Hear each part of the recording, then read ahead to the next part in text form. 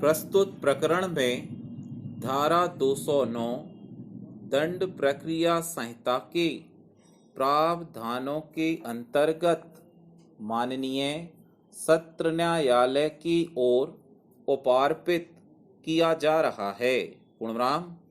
अभियोजन कथा संक्षेप में यह है कि उक्त दिनांक को सूचनाकर्ता ने जिला अस्पताल में मौखिक रिपोर्ट की कि जब वह अपने घर पर था तब उसकी पत्नी के चिल्लाने की आवाज़ आई तो उसने जाकर देखा कि उसकी छोटी बहू गीता ने अपने दुपट्टे से अपने कमरे के पंखे में फांसी का फंदा लगाकर लटकी हुई है। तब उन लोगों ने उसे नीचे उतारा और अलवर शहर के शासकीय जिला अस्पताल लेकर गए और वहां पर डॉक्टरों को दिखाया तो उन्होंने उसे मृत घोषित किया, जिसकी रिपोर्ट की गई है। पूर्णविराम। उक्त रिपोर्ट पर से मर्ग क्रमांक 74 धारा 174 कायम कर जांच में लिया गया। पूर्णविराम। मर्ग जांच के दौरान घटना स्थल का नक्शा मौका, लाश पंचनामा रिपोर्ट, जब्त भौतिक साक्ष्य एवं साक्षी गण के कथन लिए गए। पूर्णविराम। साक्षी गण के द्वारा उनके कथनों में बताया गया कि शादी के बाद से दहेज के लिए प्रताड़ित करते थे एवं जिससे मृतिका फांसी लगाकर मर गई। पूर्णविराम। उक्त मर्ग जांच पर से अभियुक्त गण के विरुद्ध अपराध क्रमांक 73 के अंतर्गत धारा 304 अल्पविराम 498 अल्पविराम 306 भारतीय दंड संहिता का मामला पंजीबद्ध किया गया। पूर्णविराम। इसके दौरान जब्तशुदा सामग्री का ड्राफ्ट तैयार कराया जाकर जांच हेतु क्षेत्रीय विज्ञान प्रयोगशाला भेजा गया। पूर्णविराम। अभियुक्त गण को गिरफ्तार किया गया तथा अभियुक्त गण को माननीय उच्च न्यायालय की खंडपीठ जयपुर से अग्रिम जमानत स्वीकृत होने पर 1,00,000 रुपए की राशि के जमानत मुचलके पर छोड़ा गया। पूर्णविराम। आवश्यक विवेचना उपरांत अभियोग पत्र उक्त दिनांक को जिला न्यायालय में प्रस्तुत किया गया। पूर्णविराम। प्रकरण में शेष अभियुक्त गण के विरुद्ध धारा 173 दंड प्रक्रिया संहिता के तहत विवेचना जारी है। पूर्णविराम।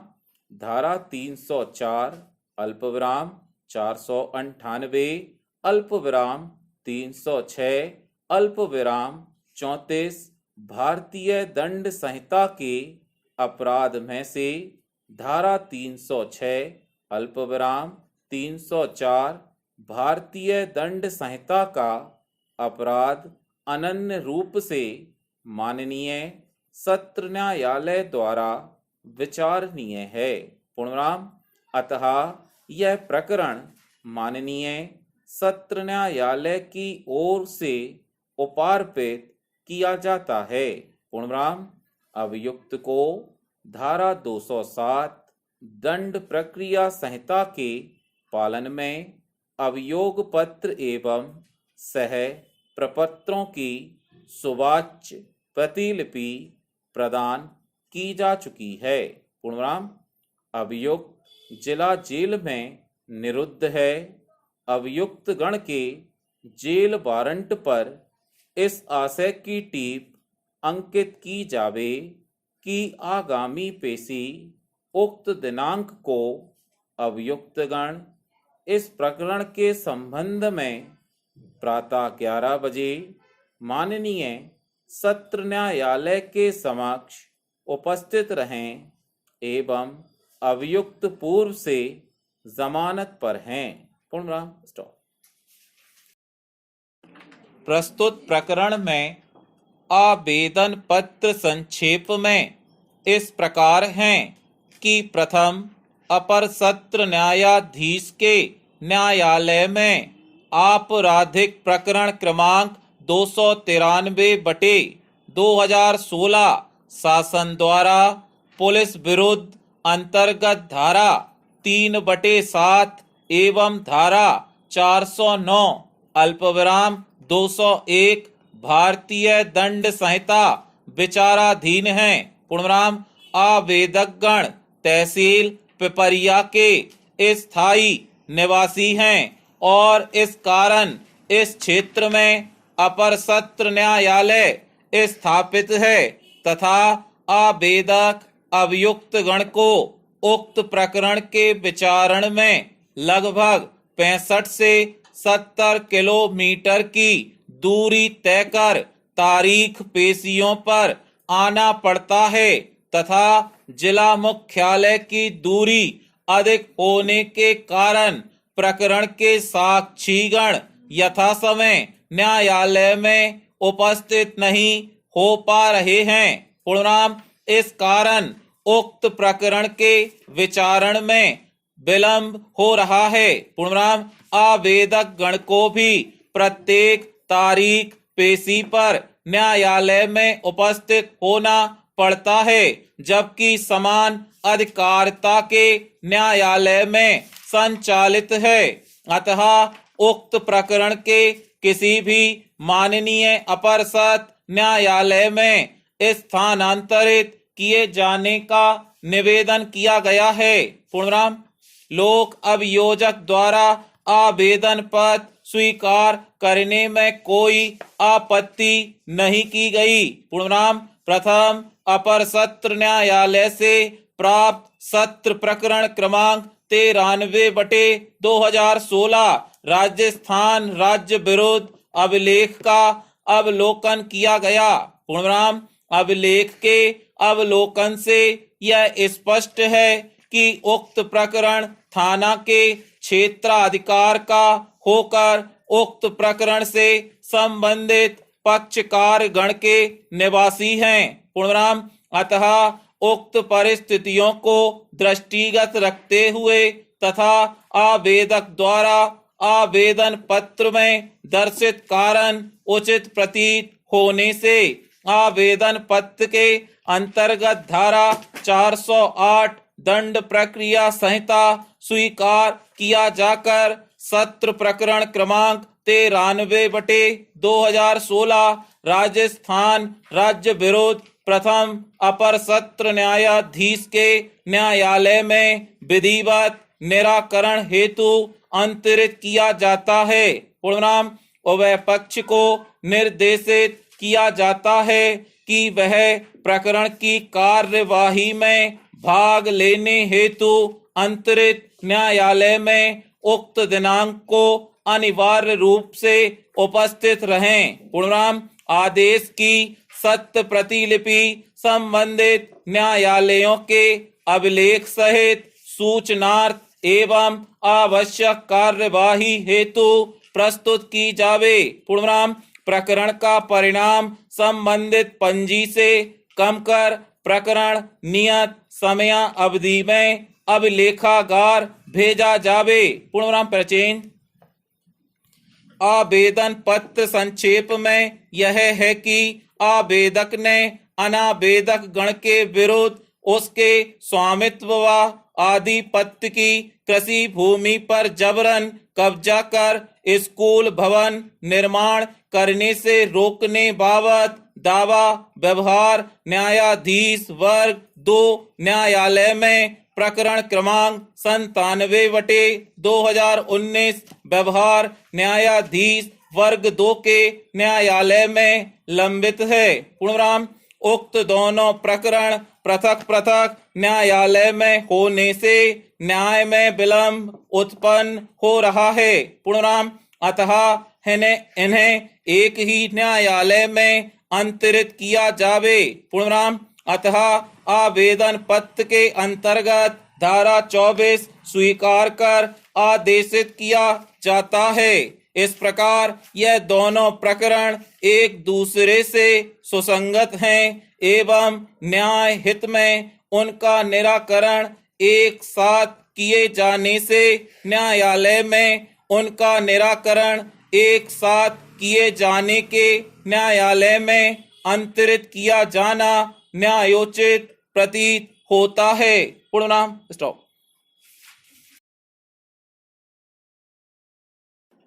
प्रस्तुत प्रकरण में आरोपी गण का यह द्वितीय नियमित जमानत आवेदन होना कहा गया है और इसके अतिरिक्त अन्य कोई जमानत आवेदन किसी अन्य सत्र न्यायालय अथवा माननीय उच्च न्यायालय जोधपुर अथवा उसकी खंडपीठ जयपुर में लंबित नहीं है और न ही किसी न्यायालय से निरस्त हुआ है।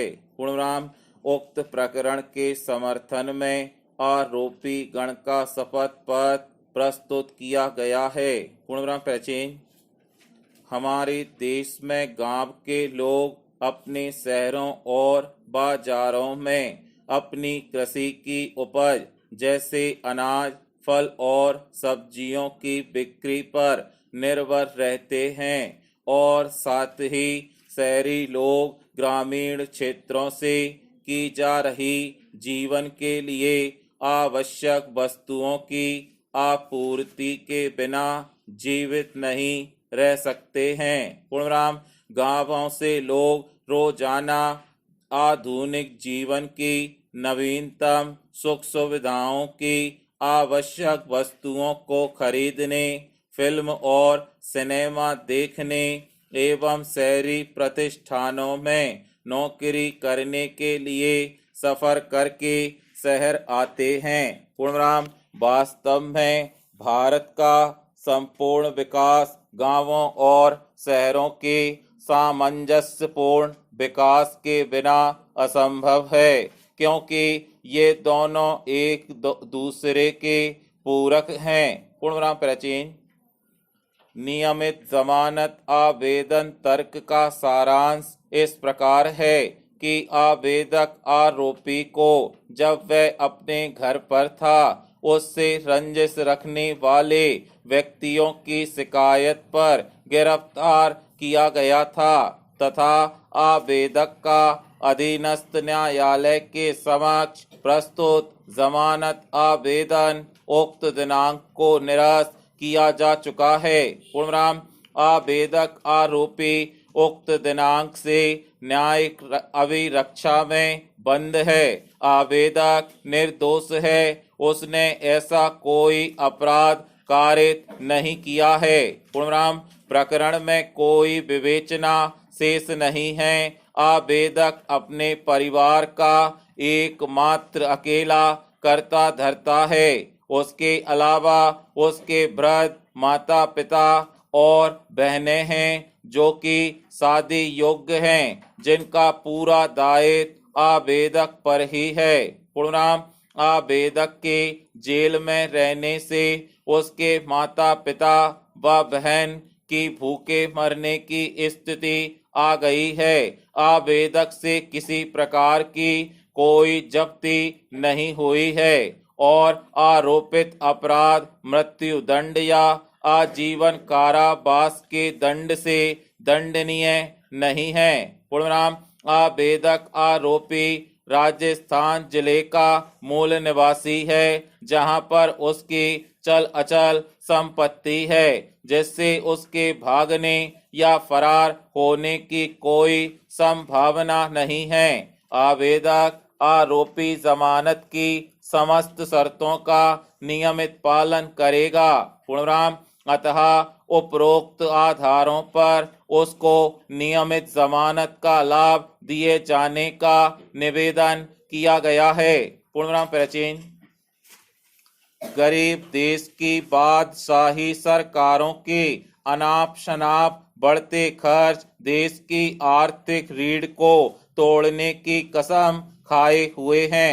पूर्णविराम मंत्रियों की पलटन, आयोगों की भरमार, शाही दौरे, योजनाओं की विकृति सब मिलाकर गरीब करदाता का खून चूस रही है। पूर्णविराम देश में खपत होने वाले पेट्रोलियम पदार्थों के कुल खर्च का एक बड़ा हिस्सा राजकीय कार्यों में खर्च होता है, लेकिन प्रचार प्रसार माध्यमों से बचत की शिक्षा दी जाती है। पूर्णविराम स्टॉप। प्रस्तुत प्रकरण में विवादग्रस्त मकान एवं भूखंड के रजिस्टर्ड विक्रय पत्र में वादग्रस्त संपत्ति की जो चतुर सीमा है उसमें वर्तमान में मौके पर लंबाई तो बराबर है, किंतु भवन एवं भूखंड की चौड़ाई दोनों पक्षों के रजिस्टर्ड विक्रय पत्र में उल्लेखित चौड़ाई से लगभग 8 इंच कम आ रही है। इसके कारण वादी गण एवं प्रतिवादी गण ने आपस में अपने परिवार के सदस्यों व रिश्तेदारों के साथ मिलकर उपरोक्त विवाद का निराकरण कर लिया है। पूर्णविराम उभय पक्ष के द्वारा अपने आवेदन में यह प्रार्थना की गई है कि उनके द्वारा प्रस्तुत आवेदन स्वीकार कर राजीनामा आवेदन को आज्ञप्ति का भाग बनाया जाकर राजीनामा की शर्तों के अनुसार विवादित भूखंड के संबंध में आदेश एवं डिक्री पारित की जावे। पूर्णविराम प्राचीन उभय पक्ष द्वारा प्रस्तुत आवेदन पत्र के अंतर्गत आदेश 23 नियम 3 व्यवहार प्रक्रिया संहिता बाद के संपूर्ण आवश्यक पक्षकारों द्वारा हस्ताक्षरित है। पूर्णविराम उभय पक्ष 18 वर्ष से अधिक आयु की होते हुए वयस्क पुरुष एवं महिला है। पूर्णविराम उपरोक्त समझौता भारतीय संविदा अधिनियम 1872 के अधीन शून्य करणीय भी दर्शित नहीं हो रहा है। पूर्णविराम अतः उपरोक्त परिस्थिति को दृष्टिगत रखते हुए वादीगण एवं प्रतिवादी गण द्वारा प्रस्तुत आवेदन के अवलोकन से न्यायालय का इस वास्ते समाधान हो गया है कि इस बाद के पक्षकारों द्वारा लिखित एवं हस्ताक्षरित विधि पूर्ण समझौते द्वारा प्रस्तुत वाद पूर्णतः समायोजित किया जा चुका है। पूर्णविराम प्राचीन अतः उपरोक्त समस्त परिस्थितियों को दृष्टिगत रखते हुए उभय पक्ष की ओर से प्रस्तुत राजीनामा आवेदन स्वीकार किया जाता है। पूर्णविराम उभय पक्ष की ओर से प्रस्तुत प्रदर्श 1 का समझौता आवेदन अंतर्गत आदेश 23 नियम 3 व्यवहार प्रक्रिया संहिता एवं आवेदन के साथ प्रस्तुत प्रदर्श 2 का नक्शा जय पत्र का भाग बनाया जावे। पूर्णविराम जय पत्र में यह टीप अंकित की जावे कि वर्तमान जय पत्र के तहत उभय पक्ष के द्वारा प्रस्तुत राजीनामा आवेदन के आधार पर निर्माण की शर्तों को जय पत्र में शामिल किया गया है। वर्तमान जय पत्र के तहत वादग्रस्त संपत्ति के संबंध में किसी भी पक्षकार के पक्ष अथवा विपक्ष में स्वामित्व का निर्धारण नहीं किया गया है। पूर्णविराम प्राचीन उक्त राजीनामा की शर्तें वादी गण एवं प्रतिवादी गण पर बंधन कारक रहेंगी। पूर्णविराम वादी गण एवं प्रतिवादी गण राजीनामा में तय किए गए क्षेत्रफल पर अपनी अपनी जगह पर ही नवीन निर्माण कार्य करेंगे, जिसमें वादीगण एवं प्रतिवादी गण को कोई आपत्ति नहीं रहेगी तथा उभय पक्ष भविष्य में एक दूसरे को सहयोग करेंगे तथा एक दूसरे के निर्माण कार्य में कोई आपत्ति नहीं होगी। पूर्णविराम। भविष्य में भवन निर्माण कार्य में कोई भी पक्ष किसी प्रकार की आपत्ति करेगा तो वह इस जय पत्र से बाधित रहेगा तथा वह पक्ष को न्यायालय के माध्यम से कार्यवाही करने का पूरा अधिकार रहेगा। पूर्णविराम। स्टॉप। विचारण न्यायालय के समक्ष प्रतिवादी क्रमांक 1 ने लिखित में अपना जवाब दावा प्रस्तुत करते हुए वादी गण के संपूर्ण दावे को अस्वीकार करते हुए अतिरिक्त कथन में यह उल्लेखित किया है कि वादग्रस्त भूमि प्रतिवादी क्रमांक 2 की पैतृक संपत्ति है, जिसे वह बटाई से देकर उस पर पूर्वजों के समय से खेती बाड़ी का काम करता चला आ रहा है। पूर्णविराम। उक्त वादग्रस्त भूमि पर प्रतिवादी क्रमांक 1 का आधिपत्य एवं कब्जा बरकरार है। पूर्णविराम। राजस्व अभिलेखों में वादग्रस्त भूमि पर प्रतिवादी क्रमांक 1 के अतिरिक्त अन्य सह खातेदारों के नाम भी दर्ज हैं। उन्हें वादी गण ने बाद में पक्षकार नहीं बनाया है। पूर्णविराम। वादग्रस्त भूमि पर वादी गण का कोई हक व अधिकार नहीं है। पूर्णविराम। प्रतिवादी गण की ओर से वादी के वाद को निरस्त करने का निवेदन किया गया है। पूर्णविराम। विद्यमान विचारण न्यायालय ने उभय पक्ष के अभिवचनों के आधार पर वाद प्रश्न विरचित कर प्रकरण में साक्ष्य अंकित करने के उपरांत वादी गण को वादग्रस्त भूमि का स्वामी होना प्रमाणित नहीं पाते हुए वादी गण के वाद को निरस्त कर दिया है। पूर्णविराम। अपीलार्थी गण की अपील का आधार यह है कि विद्यमान विचारण न्यायालय का निर्णय विधि एवं तथ्यों के विपरीत है। पूर्णविराम। विद्यमान विचारण न्यायालय ने प्रकरण में आई हुई मौखिक एवं दस्तावेजी साक्ष्य का सूक्ष्मता पूर्वक अवलोकन नहीं किया है। पूर्णविराम। वादी गण की ओर से विवादित भूमि के संबंध में प्रस्तुत खसरे के कॉलम नंबर 12 में अपीलार्थी गण का नाम दर्ज होने के बावजूद विद्यमान विचारण न्यायालय ने वादी गण का 12 वर्षों से अधिक समय तक का कब्जा प्रमाणित नहीं पाने में त्रुटि की है, जबकि अपीलार्थी वर्तमान समय तक वादग्रस्त भूमि पर काबिज है। पूर्णविराम। विवादित भूमि पर वादीगण वर्ष 1950 से खेती बाड़ी का काम करते चले आ रहे हैं। पूर्णविराम। विद्यमान विचारण न्यायालय ने वादी की मौखिक साक्ष्य पर विश्वास नहीं करने में त्रुटि की है। पूर्णविराम।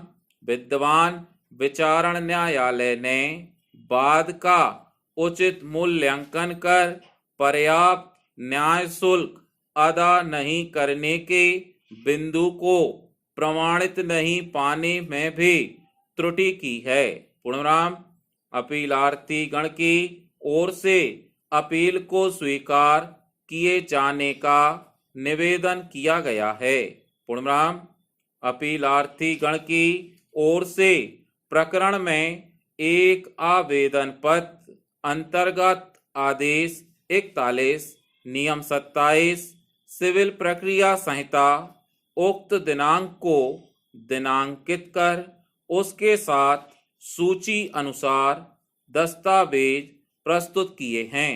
पूर्णविराम। प्रस्तुत प्रकरण में संपूर्ण दस्तावेजों के अवलोकन से स्पष्ट होता है कि अपीलार्थी गण का उक्त भूमि पर पिछले 50 वर्षों से कब्जा रहा है। पूर्णविराम। अतः प्रतिवादी गण का मामला वाद विचार निरस्त किया जाता है और अभियुक्त को उक्त अपराध से दोष मुक्त किया जाता है। पूर्णविराम। स्टॉप। संसद के विशेष सत्र को लेकर आयोजित सर्वदलीय बैठक में विभिन्न नेताओं और विपक्षी दलों की ओर से जैसी प्रतिक्रिया व्यक्त की गई, अल्पविराम, उससे ऐसा लगता है कि यह विशेष अवसर पर भी हंगामे और व्यवधान से अछूता नहीं रहेगा। पूर्णविराम। ऐसा नहीं होना चाहिए क्योंकि यह विशेष सत्र संविधान सभा से शुरू हुई 75 साल की संसदीय यात्रा पर चर्चा के लिए मुख्य रूप से बुलाया गया है। पूर्णविराम। न केवल इस विषय पर गंभीरता से चर्चा होनी चाहिए बल्कि इस पर चिंतन और मनन भी होना चाहिए कि संसदीय कार्यवाही कैसे गरिमापूर्ण तरीके से चले, क्योंकि इससे इनकार नहीं किया जा सकता कि पिछले कुछ वर्षों में संसद में कामकाज के तौर तरीकों में भारी गिरावट आई है। पूर्णविराम। ऐसे अवसर दुर्लभ ही रहे हैं जब संसद में कोई सार्थक बहस अथवा चर्चा हुई हो। पूर्णविराम। यह दुर्भाग्यपूर्ण है कि संसद में भी विरोध के लिए विरोध की राजनीति अधिक देखने को मिलती है। पूर्णविराम। विपक्षी दल संसद में चर्चा करने से अधिक नारेबाजी करने, नारे लिखी हुई तख्तियां दिखाने में ज्यादा ऊर्जा खपाते हैं। पूर्णविराम।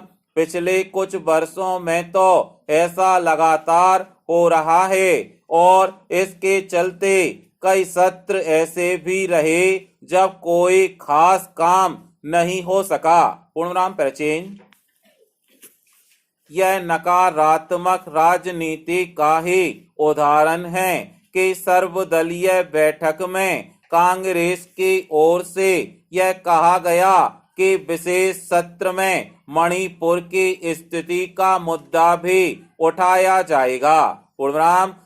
सरकार ने संसद के पिछले सत्र में इस विषय पर चर्चा को लेकर कई बार सहमति जताई थी और अविश्वास प्रस्ताव पर बहस के दौरान प्रधानमंत्री और गृह मंत्री की ओर से विपक्ष के सवालों के जवाब भी दिए गए थे।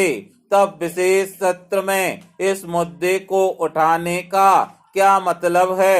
पूर्णविराम। स्वतंत्रता के अमृत काल में संसदीय यात्रा पर चर्चा के लिए बुलाए गए विशेष सत्र के प्रति कांग्रेस ने अब तक जैसा रुख प्रदर्शित किया है उससे ऐसा लगता है कि उसने सरकार के प्रत्येक कदम का आंख बंद कर विरोध करने का निर्णय कर लिया है और वह इसे ही विपक्षी दल के रूप में अपनी भूमिका समझ रही है।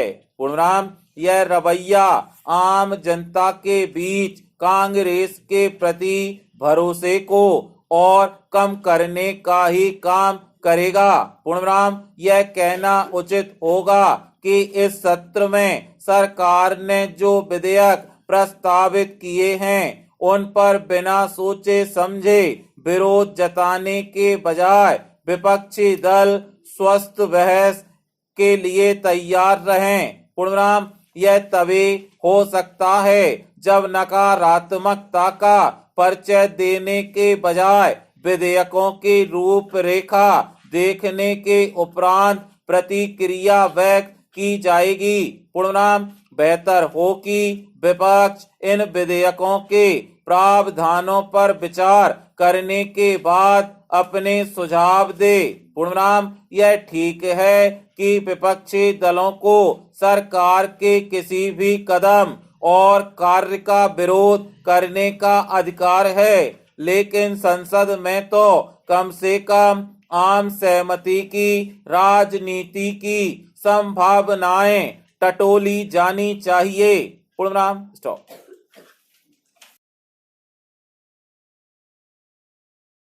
प्रस्तुत मामले में इस आदेश के द्वारा आवेदक गण द्वारा प्रस्तुत पुनर्विलोकन आवेदन पत्र के अंतर्गत आदेश 47 नियम 1 से पठित धारा 114 दंड प्रक्रिया संहिता एवं आवेदक गण का आवेदन पत्र अंतर्गत धारा 5 परिसीमा अधिनियम 4 तथा आवेदन पत्र के अंतर्गत धारा 2 का निराकरण किया जा रहा है।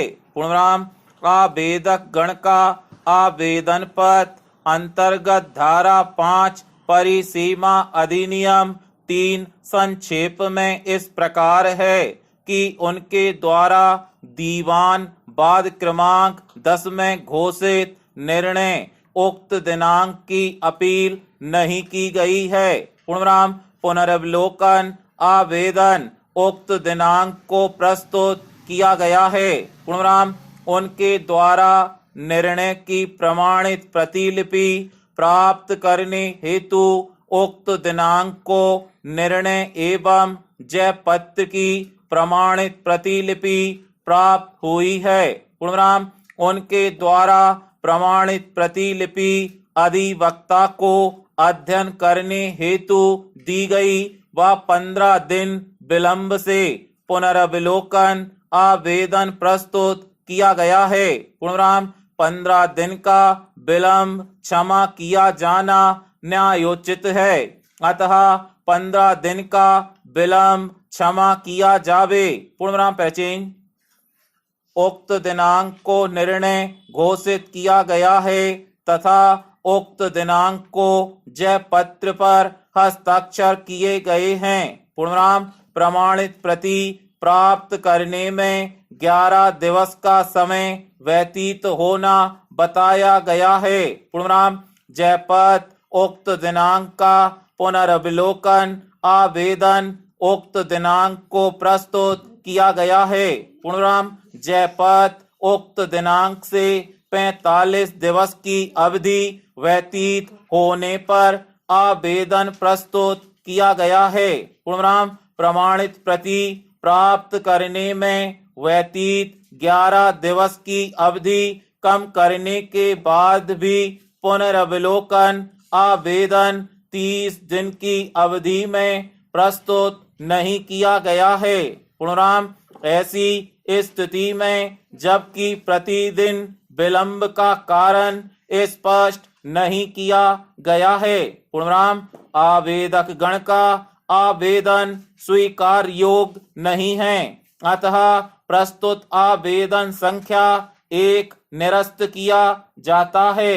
पूर्णविराम इस आदेश के द्वारा आवेदक गण की ओर से प्रस्तुत आवेदन पत्र आदेश 3 नियम 10 तथा आदेश 10 नियम 17 धारा 151 दंड प्रक्रिया संहिता के अंतर्गत प्रस्तुत उक्त दिनांक का निराकरण किया जा रहा है। पूर्णविराम आवेदक गण का आवेदन संक्षेप में इस प्रकार है कि वाद पत्र में 1 व 2 वादी गण हैं जिन्हें पुनर्विलोकन आवेदन में पक्षकार नहीं बनाया गया है। पूर्णविराम उक्त वादीगण पुनर्विलोकन आवेदन प्रस्तुत करने के लिए उन्हें कोई जवाब नहीं दे रहे हैं। अल्पविराम इस कारण उन्हें पक्षकार बनाया गया था। पूर्णविराम वह अब उक्त वादी गण को अनावेदक के रूप में संयोजित करना चाहते हैं। पूर्णविराम आवेदन स्वीकार किया जावे व वादी को अनावेदक के रूप में दर्ज करने की अनुमति प्रदान की जावे। पूर्णविराम आवेदक गण ने निर्णय के समस्त पक्षकार गण को पुनर्विलोकन याचिका में पक्षकार नहीं बनाया है। पूर्णविराम पुनर्विलोकन आवेदन विधि अनुसार प्रदत्त समय अवधि में प्रस्तुत नहीं किया गया है। पूर्णविराम ऐसी स्थिति में आवेदक गण का आवेदन स्वीकार योग्य नहीं है। पूर्णविराम अतः प्रस्तुत आवेदन 2 न्याय हित में निरस्त किया जाता है। पूर्णविराम स्टॉप। अपील के निराकरण हेतु सुसंगत तथ्य इस प्रकार हैं कि वादी की एकमात्र स्वामित्व व आधिपत्य की भूमि सर्वे क्रमांक 83 रकबा 1 हेक्टेयर भूमि जिसे वादपत्र के साथ संलग्न मानचित्र में लाल स्याही से दर्शित किया गया है, जिसे पश्चातवर्ती प्रकरणों में विवादित भूमि के नाम से संबोधित किया जावेगा, जो पास के गांव के आम रास्ते से लगी हुई है। पूर्णविराम प्रतिवादी गण संलग्न मानचित्र में लाल स्याही से दर्शित गांव के रास्ते की ओर विवादित भूमि में 30 गुणित 12 वर्ग फीट भूमि पर जबरन भवन निर्माण करने हेतु आमदा हैं, जबकि राजस्व अभिलेखों में विवादित भूमि पर वादी का नामांतरण है। पूर्णविराम प्रतिवादी गण विवादित भूमि पर नींव खोदकर मकान निर्माण करना चाहते हैं। पूर्णविराम उक्त दिनांक से प्रतिवादी गण के द्वारा मकान निर्माण हेतु नींव खोदना प्रारंभ कर दिया है। पूर्णविराम उक्त निर्माण को रोकने पर प्रतिवादी गण विवाद करते हैं। पूर्णविराम अतः वादी ने विवादित भूमि पर प्रतिवादी गण द्वारा मकान का निर्माण न करने के संबंध में स्थायी निषेधाज्ञा जारी किए जाने हेतु वाद प्रस्तुत किया है।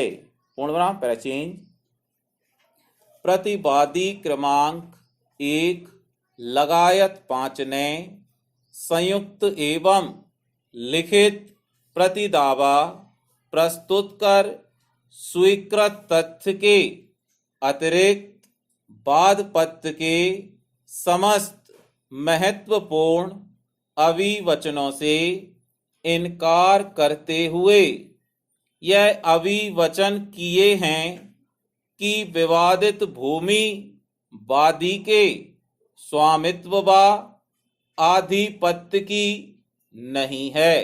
पूर्णविराम विवादित भूमि पर वादी के द्वारा वसीयतनामा के आधार पर अपना स्वामित्व होना बताया है, जबकि वसीयतनामा शून्य है। पूर्णविराम वादी मुस्लिम जाति का है, जबकि अभियोजन साक्षी हरिजन जाति का है।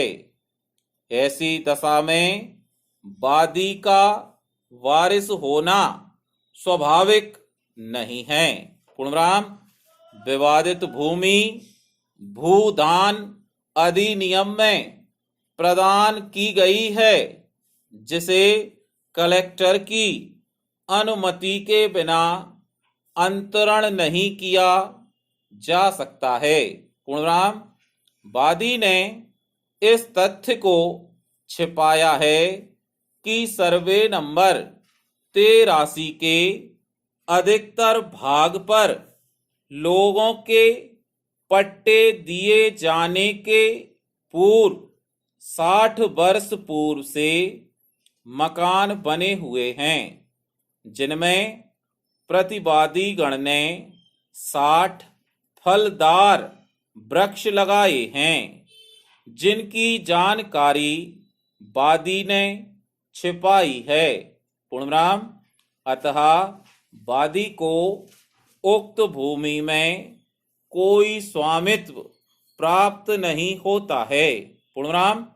वादी ने वाद पत्र के साथ असत्य मानचित्र संलग्न किया है। पूर्णविराम। प्रतिवादी गण के मकान सर्वे नंबर 85 में है। पूर्णविराम। वादी के किसी भी भाग पर प्रतिवादी गण ने कोई निर्माण कार्य नहीं किया है। पूर्णविराम। वसीयत अवैध व शून्य है, अतः बाद सवै निरस्त किए जाने का निवेदन किया है। पूर्णविराम। अधीनस्थ न्यायालय में प्रत्यर्थी राजस्थान शासन की ओर से औपचारिक पक्षकार रहा है, जिस पर तामील निर्वाह उपरांत अनुपस्थित रहने पर उसके विरुद्ध एक पक्षीय कार्यवाही किए जाने से कोई जवाब दावा प्रस्तुत नहीं किया गया है। पूर्णविराम। स्टॉप।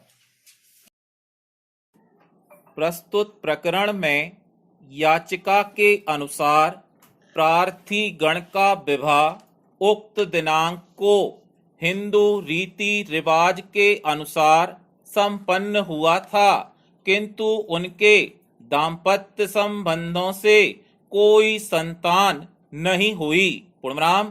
प्रारंभ से ही उनमें अत्यधिक वैचारिक मतभेद रहे, जिससे आई कटुता के चलते उक्त दिनांक से वे पृथक निवास कर रहे हैं। पूर्णविराम। उनके बीच मेल मिलाप के सभी प्रयास विफल रहे। पूर्णविराम। भविष्य में भी उनके मधुर दाम्पत्य जीवन की कोई संभावना नहीं रही है। पूर्णविराम। अतः उनके द्वारा आपसी सहमति से विवाह विच्छेद लेना निश्चित किया गया। पूर्णविराम।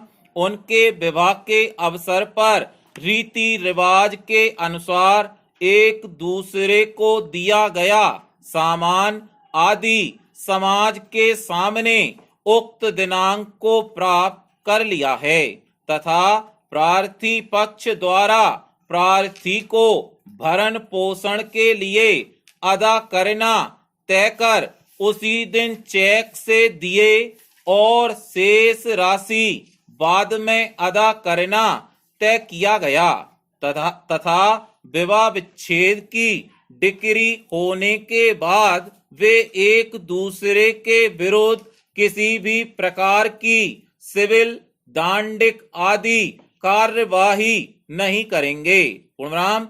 अतः उनके द्वारा बिना दुर्भिसंधि प्रस्तुत विवाह विच्छेद याचिका स्वीकार कर उन्हें आपसी सहमति के आधार पर विवाह विच्छेद की आज्ञप्ति दी जावे। पूर्णविराम। प्रस्तुत याचिका संदर्भ में उक्त दिनांक को प्रार्थी गण को उनके वैवाहिक संबंध बचाने के लिए समझाया गया, किंतु प्रार्थी गण ने वैचारिक मतभेद कटुता बढ़ जाने से उनमें सामंजस्य संभव नहीं है। पूर्णराम। अतः प्रार्थी गण के प्रारंभिक कथन अभी लिखित कर विधि अनुसार 6 माह बाद की तिथि अंतिम कथन हेतु नियत की गई। पूर्णराम। प्रार्थी गण के अंतिम कथन हेतु तिथि पर परिजन अल्पविराम अभिभाषक सहित उपस्थित हुए। पूर्णराम। प्रार्थी गण को वैवाहिक जीवन बचाने के लिए सुलह और समझाने का भरपूर प्रयास किया गया, किंतु सुलह प्रयास विफल रहा। अंततः प्रार्थी गण के अंतिम कथन लेखबद्ध किए गए। पूर्णनाम प्राचीन। प्रार्थी गण ने उनका विवाह उक्त दिनांक के बाद वे करीब साल भर साथ रहे, किंतु इस वैवाहिक संबंध से उन्हें कोई संतान प्राप्त नहीं हुई। अल्पविराम उनकी विवाह पत्रिका प्रदर्श 1, विवाह फोटोग्राफ प्रदर्श 2 हैं। पूर्णराम। उनमें वैचारिक मतभेद अत्यधिक बढ़ जाने से वे पृथक पृथक निवास कर रहे हैं, तब से उनमें शारीरिक संबंध भी नहीं बने। पूर्णराम। उक्त दिनांक को पारिवारिक एवं समाज स्तर पर चर्चा के बाद आपसी सहमति से विवाह विच्छेद लेना तय कर लिया गया, जिसकी छाया प्रति प्रस्तुत है। पूर्णराम। सहमति के अनुसार प्रार्थी को प्रार्थी द्वारा 6 लाख रुपए आजीवन भरण पोषण के लिए चेक से अदा किए जा चुके हैं तथा दोनों पक्ष द्वारा दिए गए सामान जेवर का लेन देन भी होकर कोई विवाद शेष नहीं रहा है। पूर्णराम। उनके द्वारा बिना दुर्भिसंधि आपसी सहमति से विवाह विच्छेद याचिका प्रस्तुत की है। पूर्णराम। प्रार्थीगण द्वारा बिना दबाव स्वेच्छया विवाह विच्छेद याचिका प्रस्तुत की गई है तथा उनमें वैवाहिक विवादों का समाधान हो चुका है। यह पाते हुए प्रार्थी गण की याचिका स्वीकार योग्य पाई जाती है। पूर्णराम। परिणामतः याचिका के अंतर्गत धारा 13 हिंदू विवाह अधिनियम से संस्कारित विवाह उक्त दिनांक को आपसी सहमति के आधार पर निर्णय तिथि से विघटित घोषित किया जाता है। पूर्णराम। स्टॉप। केंद्र सरकार ने सामाजिक समरसता को बढ़ावा देने के लिए दलित युवक या युवती से विवाह करने पर केंद्र सरकार से मिलने वाली आर्थिक सहायता के लिए अधिकतम आय की सीमा हटा ली है। पूर्णराम। इससे अंतरजातीय विवाहों को बढ़ावा मिलेगा और अधिक से अधिक लोगों को इसका फायदा मिल सकेगा। पूर्णराम। वर्ष 2013 में डॉक्टर अंबेडकर योजना के नाम से यह योजना शुरू की गई थी। इस योजना के जरिए अंतरजातीय विवाह करने वालों को बढ़ावा और आर्थिक संबल मिलेगा। पूर्णराम। कुछ लोग इस योजना को चुनावी राजनीति से जोड़ रहे हैं। पूर्णराम। समाज में जातिगत भेदभाव दूर करने और भाईचारे को बढ़ाने वाली चीजों को तो कम से कम राजनीति से दूर ही रखा जाना चाहिए। पूर्णराम। जाति के आधार पर समाज विभाजित है। उस भेदभाव और विभाजन को दूर करने में ऐसे विवाह काफी मददगार हैं। पूर्णराम, समाज में ऐसे विवाहों की संख्या बढ़ने से जातिगत पूर्वाग्रह कम होते जाएंगे। पूर्णराम प्राचीन, इस मामले में विवाद सुंदर सिंह पुत्र बनवारी लाल की संपदा के नामांतरण के संबंध में है। पूर्णराम, सुंदर सिंह की अविवाहित और संतान रहित मृत्यु हो गई थी। पूर्णराम, सुंदर सिंह की मृत्यु के पश्चात उसकी संपदा के संबंध में नामांतरण संख्या 360 नैसर्गिक उत्तराधिकार के आधार पर प्रत्यार्थियों के हक में मंजूर किया गया था।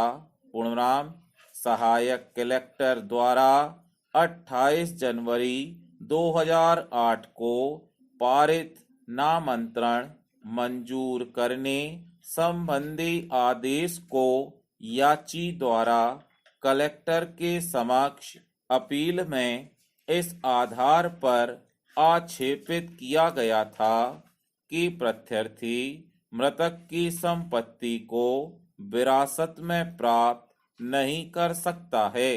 पूर्णराम प्राचीन, कभी कभी न्यायालयों में अधिवक्ताओं की अनुपस्थिति के संबंध में विवाद उत्पन्न हो जाते हैं।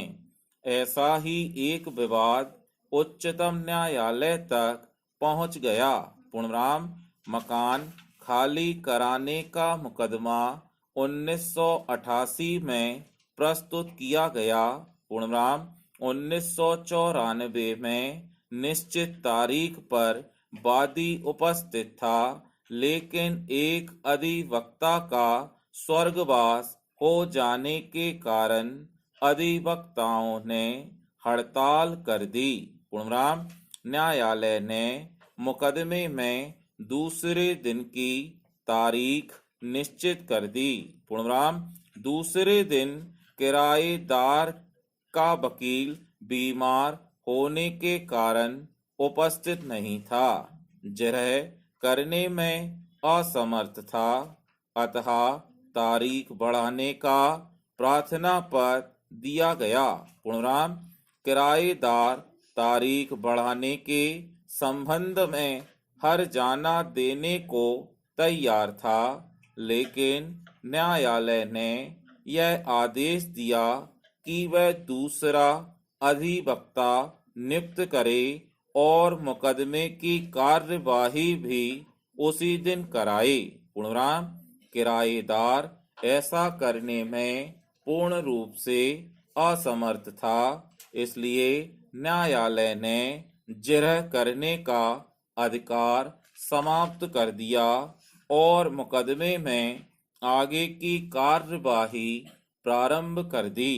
पूर्णराम, इस प्रक्रिया के विरुद्ध किराएदार ने पुनरीक्षण याचिका का प्रार्थना पत्र उच्च न्यायालय में प्रस्तुत किया। पूर्णराम, स्टॉप।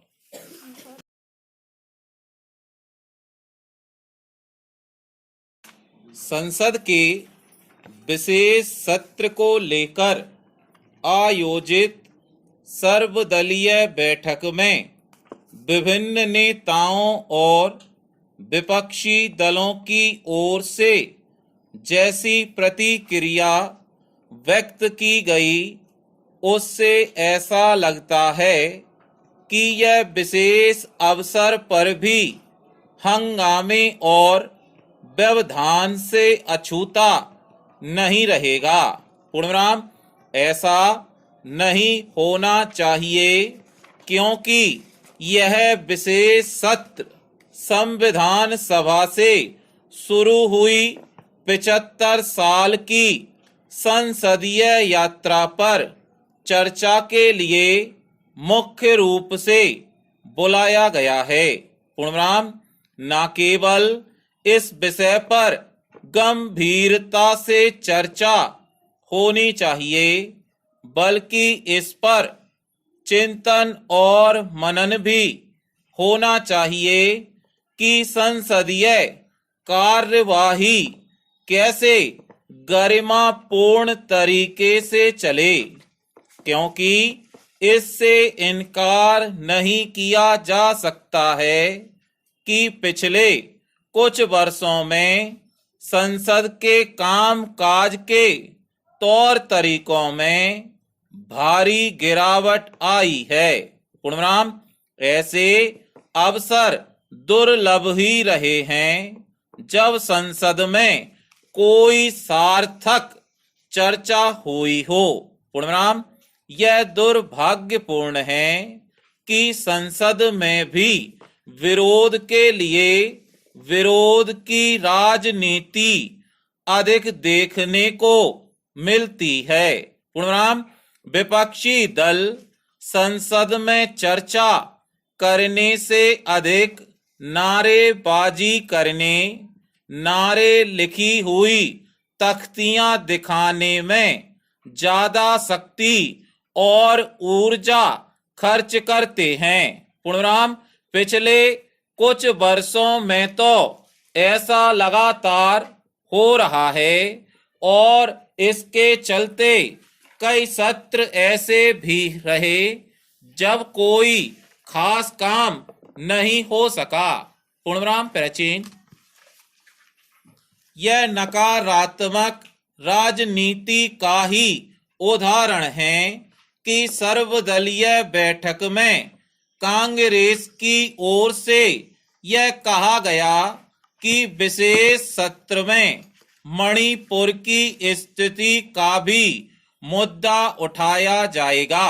पूर्णराम, सरकार ने संसद के पिछले सत्र में इस विषय पर चर्चा को लेकर कई बार सहमति जताई थी और विश्वास प्रस्ताव पर बहस के दौरान प्रधानमंत्री और गृह मंत्री की ओर से विपक्ष के सवालों के जवाब भी दे दिए गए थे। तब विशेष सत्र में इस मुद्दे को उठाने का क्या मतलब है?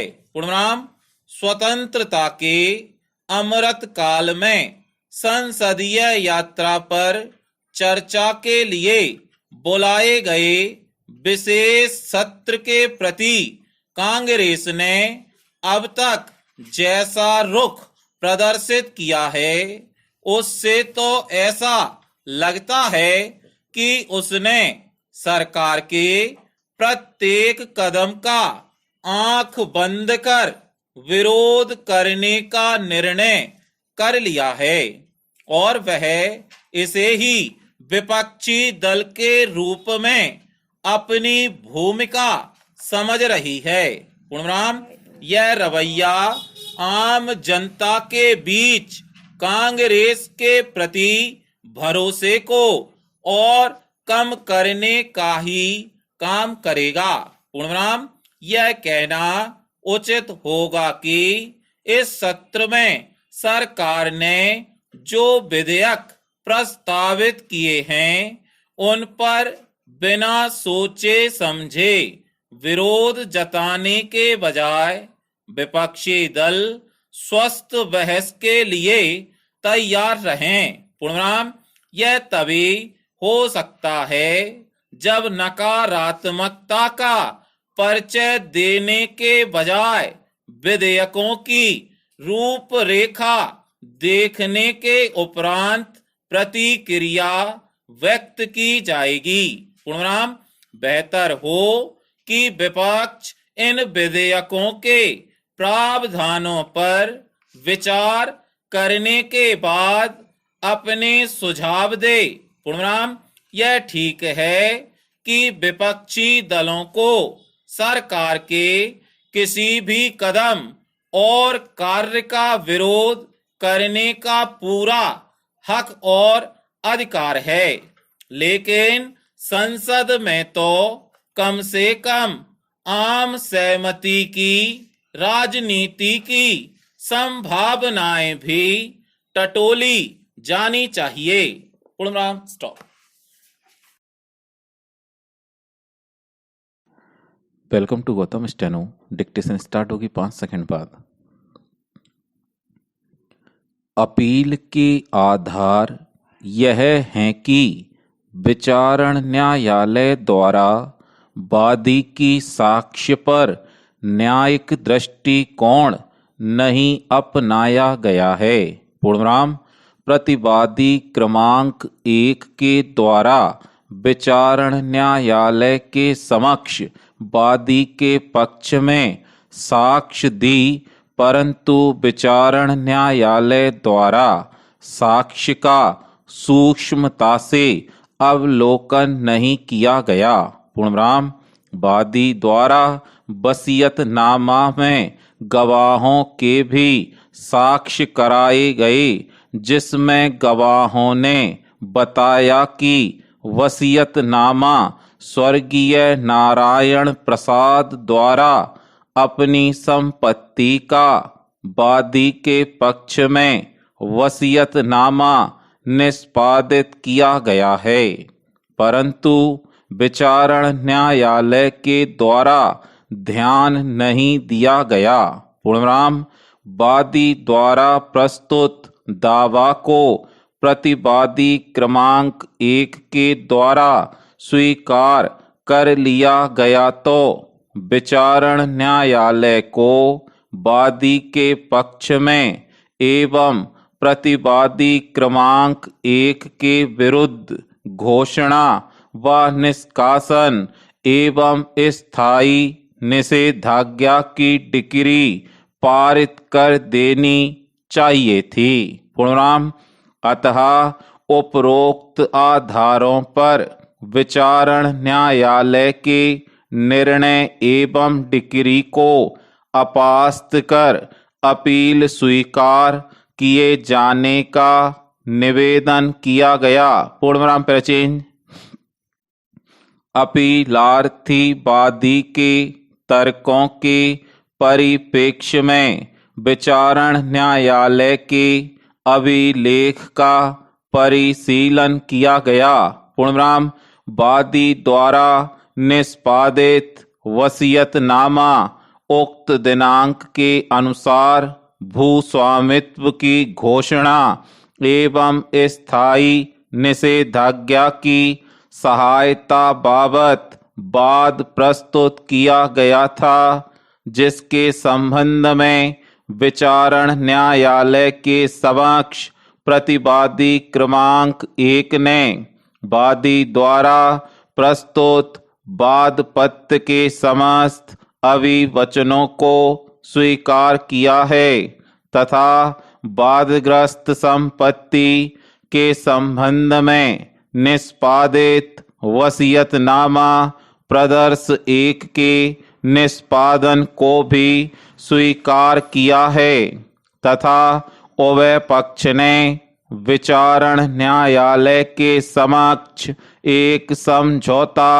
आवेदन अंतर्गत आदेश 23 नियम 3 सिविल प्रक्रिया संहिता भी प्रस्तुत किया था, किंतु प्रकरण वसीयत के आधार पर स्वामित्व की घोषणा से संबंधित होने के कारण तथा वसीयत का प्रमाणीकरण भारतीय उत्तराधिकार अधिनियम 1925 की धारा 63 एवं भारतीय साक्ष्य अधिनियम 1872 की धारा 68 के अधीन प्रमाणित किया जाना विधि द्वारा अपेक्षित होने से समझौता आवेदन पत्र विचारण न्यायालय द्वारा अस्वीकार किया गया। पूर्णविराम। चूंकि वसीयत का प्रमाणित किया जाना विधि द्वारा अपेक्षित है, इसलिए कथित वसीयत के प्रदर्शित हो जाने मात्र से उक्त वसीयत के तथ्यों का स्वीकार होना तो माना जा सकता है, किंतु जब तक कि उसकी सत्यता एवं प्रामाणिकता अथवा मौलिकता के संबंध में साक्ष्य प्रस्तुत नहीं किया जा सकता है, तब तक किसी वसीयत को विधि द्वारा प्रमाणित नहीं माना जा सकता है। पूर्णविराम। वसीयत के प्रमाणीकरण के संदर्भ में विस्तृत व्याख्या करते हुए माननीय राजस्थान उच्च न्यायालय द्वारा न्याय दृष्टांत में यह अभी निर्धारित किया गया है। पूर्णविराम। उपर्युक्त निष्कर्ष के आधार पर प्रस्तुत अपील असफल होती है। पूर्णविराम। विचारण न्यायालय के प्रश्नगत निर्णय उक्त दिनांक व संबंधित डिक्री की पुष्टि की जाती है। पूर्णविराम। अपीलार्थी इस अपील का व्यय स्वयं वहन करेगा। पूर्णविराम। स्टॉप।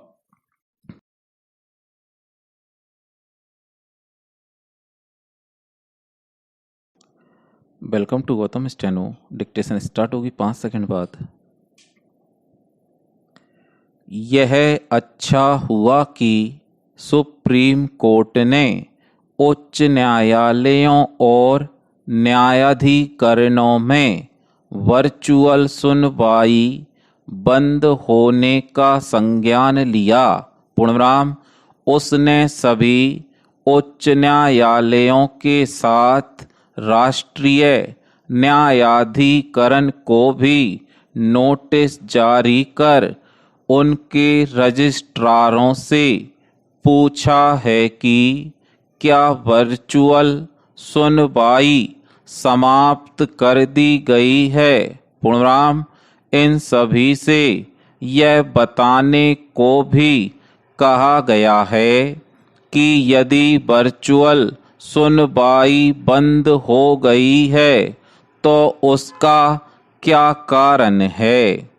आखिर जब महामारी के समय में वर्चुअल सुनवाई की उपयोगिता सिद्ध हो चुकी है, तब फिर इस सिलसिले को समाप्त करने का कोई औचित्य नहीं। पूर्णविराम।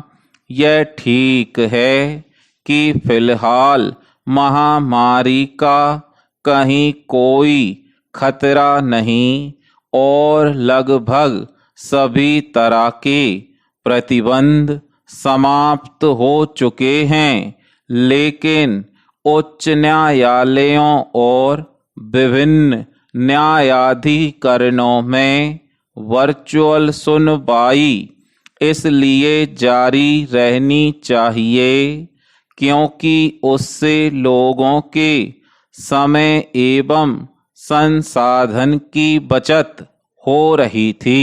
पूर्णविराम।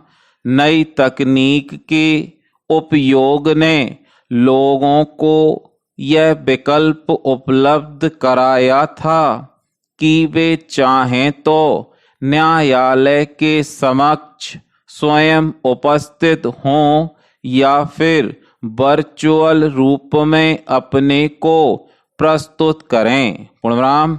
न्यायालयों में आधुनिक तकनीक का प्रयोग वादी एवं प्रतिवादी के साथ वकीलों के लिए भी सुगम था। पूर्णविराम। वे कहीं पर भी रहते हुए न्यायालयों में आभासी रूप से उपस्थित हो सकते थे। पूर्णविराम। इसी कारण सुप्रीम कोर्ट ने न्यायालयों में आधुनिक तरीके से सुनवाई की आवश्यकता जताई थी। पूर्णविराम। यह तरीका न केवल जारी रहना चाहिए बल्कि उसे बढ़ावा भी दिया जाना चाहिए ताकि निचली अदालतों में मुकदमे लड़ने वालों को भी उसका लाभ मिले। पूर्णविराम।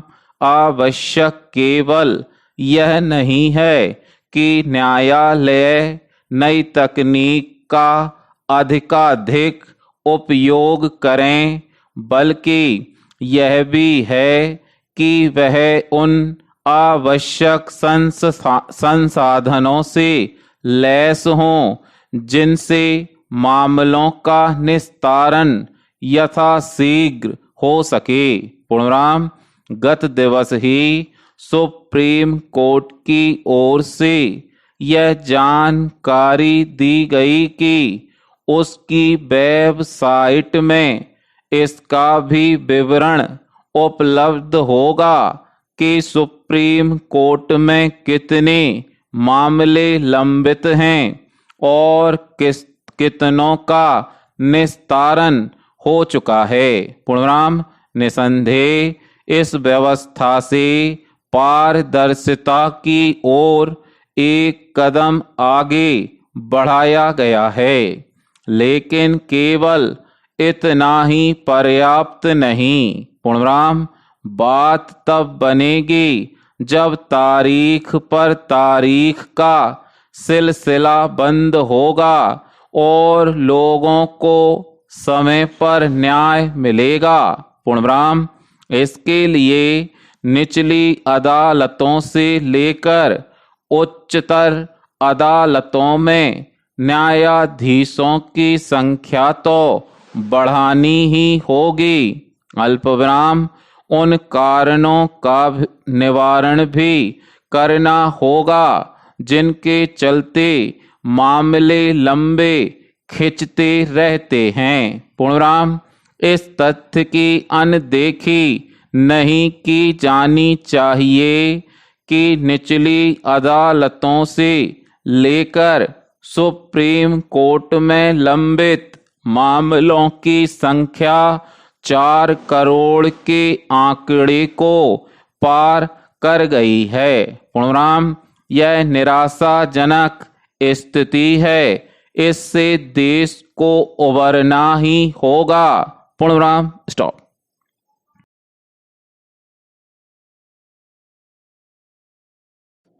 Welcome to Gautam steno. Dictation start होगी 5 सेकंड बाद। वादी एवं प्रतिवादी आदिवासी समुदाय के हैं जिन पर हिंदू विवाह अधिनियम के प्रावधान लागू नहीं होते हैं। पूर्णविराम। वादी एवं प्रतिवादी के मध्य माह जून 2021 में प्रतिवादी के पिता के गृह निवास राजस्थान में विवाह संपन्न हुआ था, जो वर्तमान में प्रतिवादी के साथ रह रही है। पूर्णविराम। विवाह के पश्चात लगभग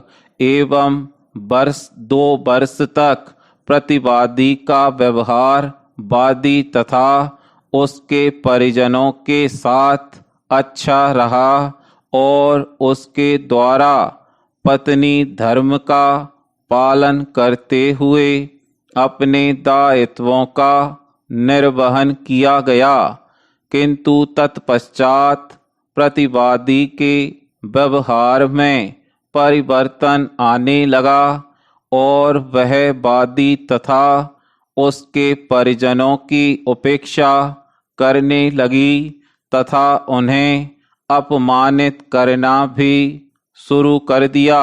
पूर्णविराम। वादी किसी तरह रिश्तेदारों के माध्यम से प्रतिवादी को लेकर आता तो प्रतिवादी पुनः बिना बताए चली जाती थी। पूर्णविराम। वादी जब अपनी बच्चियों से मिलने प्रतिवादी के यहाँ जाता तो प्रतिवादी और उसके माता पिता को उसकी बच्चियों से भी नहीं मिलने देते थे। पूर्णविराम। प्रचेंज। विचारण न्यायालय के समक्ष प्रतिवादी एक पक्षीय रही है। इस कारण प्रतिवादी की ओर से जवाब दावा प्रस्तुत नहीं किया गया है। पूर्णविराम। इस अपील में भी प्रत्यर्थी उक्त दिनांक को अपने अधिवक्ता के साथ व्यक्तिगत रूप से उपस्थित हुई थी, परंतु प्रत्यर्थी या उसके अधिवक्ता के नियमित रूप से उपस्थित न होने के कारण उक्त दिनांक को प्रत्यर्थी के विरुद्ध इस अपील में एक पक्षीय कार्यवाही की गई है। पूर्णविराम। वादी अधिवक्ता का यह तर्क रहा है कि वादी अनुसूचित जनजाति का होने के कारण हिंदू विवाह अधिनियम के अंतर्गत विवाह विच्छेद करा पाने का अधिकारी नहीं है। पूर्णविराम। वादी विवाह विच्छेद कराए जाने के विकल्प के रूप में सामाजिक रूढ़ी प्रथाओं के अनुसार हो चुके विवाह विच्छेद की घोषणा की जानी है, जबकि वादी ने रूढ़ी प्रथाओं के अनुसार विवाह विच्छेद हो जाने संबंधी कोई अभिवचन नहीं किया है। पूर्णविराम। वादी का विवाह आदिवासी रीति रिवाज से संपन्न हुआ था। पूर्णविराम। विवाह के संबंध में वादी की ओर से विवाह पत्रिका की प्रति भी साक्ष्य में प्रस्तुत की गई है, किंतु विचारण न्यायालय द्वारा वादी प्रतिवादी का विवाह अप्रमाणित मानने में त्रुटि की गई है। पूर्णविराम। अतः अपील स्वीकार किए जाने का निवेदन किया गया है। पूर्णविराम। प्रचेंज। उपरोक्त अनुसार किए गए विश्लेषण उपरांत यह प्रमाणित है कि वादी एवं प्रतिवादी के मध्य उक्त दिनांक को विवाह संपन्न हुआ था, किंतु प्रतिवादी द्वारा वैवाहिक संबंधों का निर्वहन न करते हुए लगभग 2 वर्ष से अधिक अवधि से वादी का परित्याग कर पृथक रह रही है। पूर्णविराम। ऐसी स्थिति में विचारण न्यायालय द्वारा वादी एवं प्रतिवादी के मध्य हुए तथा विचारण न्यायालय द्वारा पारित निर्णय एवं आज्ञप्ति उक्त दिनांक को अपास्त की जाती है। पूर्णविराम। स्टॉप।